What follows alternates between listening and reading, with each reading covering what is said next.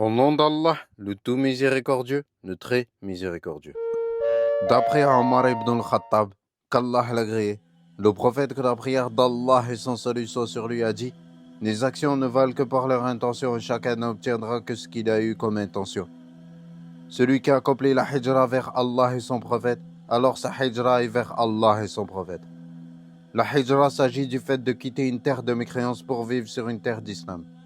Et celui dont la hijra est pour obtenir quelque chose de la vie d'ici-bas ou pour se marier avec une femme, alors sa hijra est vers ce pourquoi il l'a faite. Rapporté par Bukhari dans son Sahih. Sheikh Uthaymin a dit: il y a 3 niveaux. L'intention de l'acte, l'intention de celui pour qui on fait l'acte, l'intention de se conformer à l'ordre qui nous a été donné.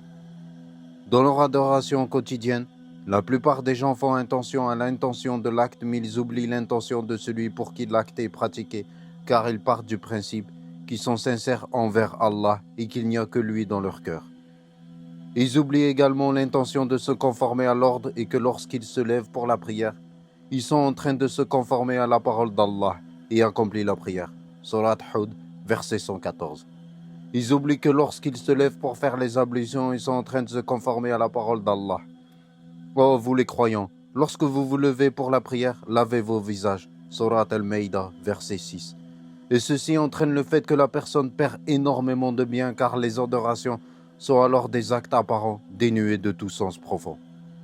Il faut donc faire attention à ces 3 niveaux. L'insincérité envers Allah, l'intention de se conformer à l'ordre et l'intention de l'acte qui permet de différencier les adorations les unes des autres et de différencier les actes d'adoration des actes habituels.